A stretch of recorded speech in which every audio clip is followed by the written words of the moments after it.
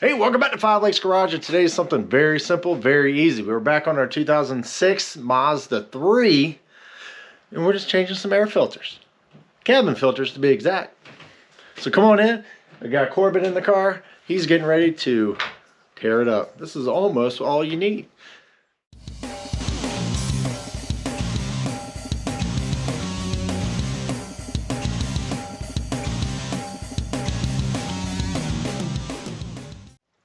All right, we are in the interior of the Mazda 3. Now, this is going to be Corbin's car a little bit later on, but we still need to change out his air filters. We've only had this car for a few years, and we're just now changing it. But I've had them around. Anyway, excuse the mess. We're working on a different project, and that one unfortunately did not work. But since everything is torn apart, let's go ahead and change out these cabin filters. All right, let's take a look. All right, so we are underneath the passenger side footwell. Anyway, so this little panel right here. Now this will have a panel all the way across. We don't have that in right now, but you don't have to worry about that. This is the only panel you really have to worry about. So we're just gonna pop this off. Now this little pin pops right out. There you go.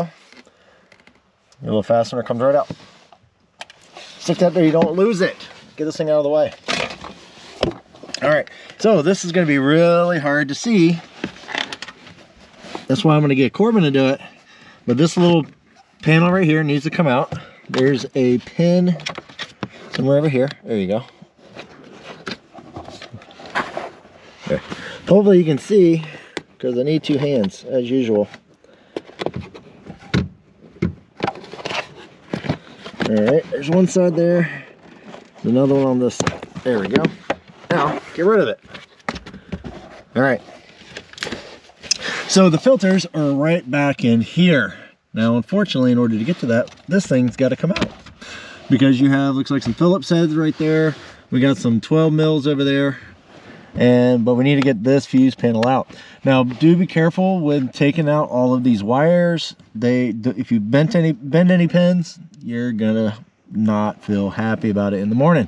So go ahead and mark them if you need to. Use memory, take a video, take a picture, whichever. But of course, everything has to be put back exactly where you found it. So we're gonna get some picks out and go ahead and pull some of these wires that we can reach. And then we just pull these. There we go. So pull that pin, just twist right in. And then you have one over here. There you go. Now it falls down. And guess what? You have more underneath.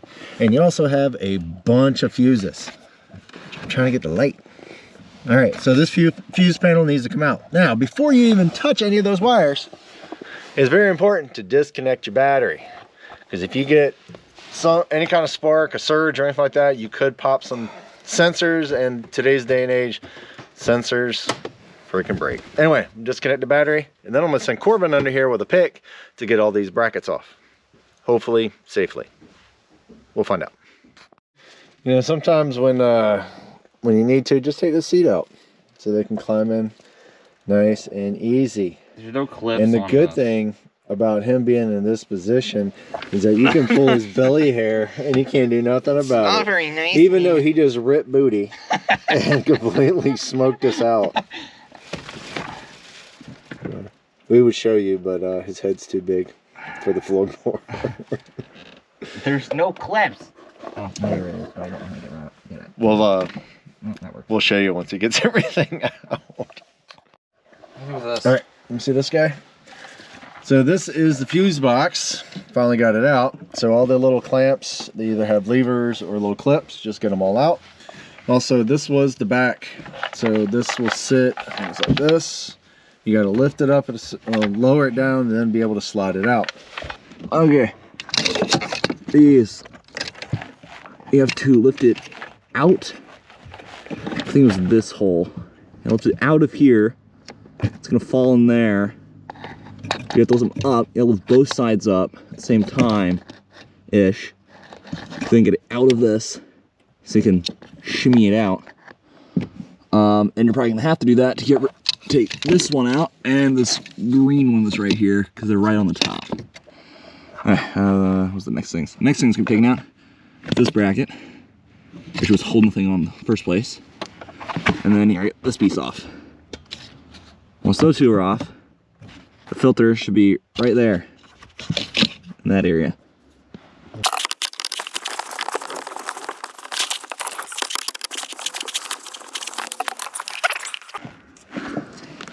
There we go. Now, you'll take this bracket out, perhaps.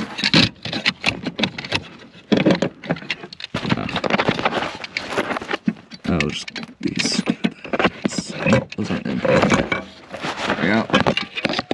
Here, have a bracket. How much crap probably gonna fall? Oh, that's like, ooh, that's leaves. Oh, that's delightful. Ooh.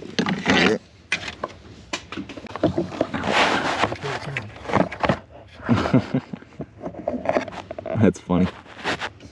Let me have to be oriented in a specific way. It's gonna be this way. There's two, one on top, one on bottom. This is the top one. And I'm trying to figure out a way of, I guess what this plastic piece should be facing the interior of the car this way, with this plastic piece facing that direction. Don't have a better descriptor. Basically, it's gonna go in that way. It's gonna go up, and then the second one's gonna go underneath it. Let's see if I can do this with one hand. Should go and about like that. Maybe. Oh. I'm almost there. Alright, got the other one in. I gotta put the bottom one in. As you smack the camera. Yep. I believe it goes in this way.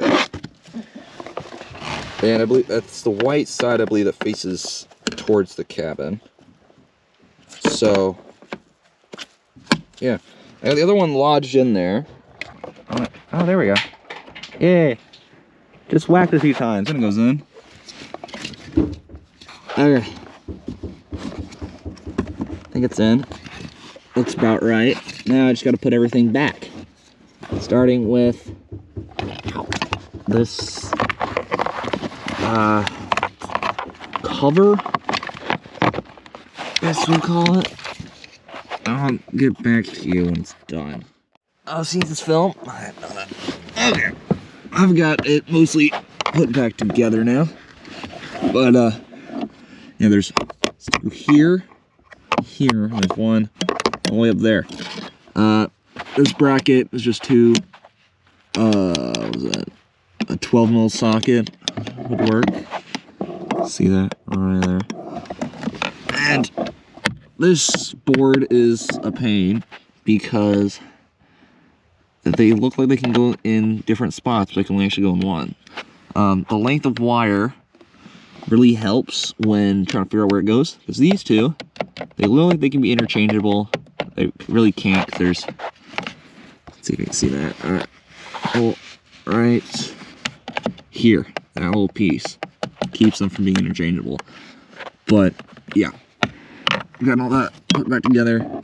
The board, there's a second like notch up in here. That's where the board goes.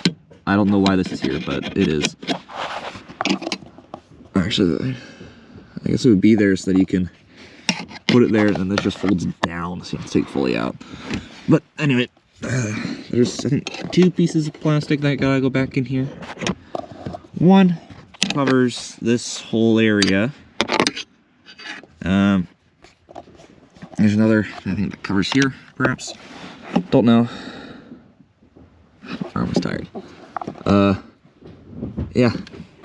Actually, for this board, I would recommend taking a picture of, like, both sides or something. Because I just spent, like, 5 minutes trying to figure out how it goes together. Yeah, let me put the plastic back on. You done yet? Would you shush? Alright, so that's about it for this 2006 Mazda 3 for your cabin filters. Hopefully Corbin kind of explained it properly. I got confidence in him. Pretty sure he did a good job. So he's just putting the rest of the seat back and all the little dinky panels and stuff like that. It's very easy. It's not as easy as, like, I don't know, any of my Toyotas, where you take the glove box out, pull it in, put it out, and then you're done. This one, you got to take a bunch of stuff off. I'm not sure exactly what Mazda was thinking, but hey, these things were nasty. They needed to be changed. So go out there and do it yourself. Don't pay somebody to do it, because you can do it with some simple tools. Just follow a teenager. Even a teenager can do it. Take it easy. Later.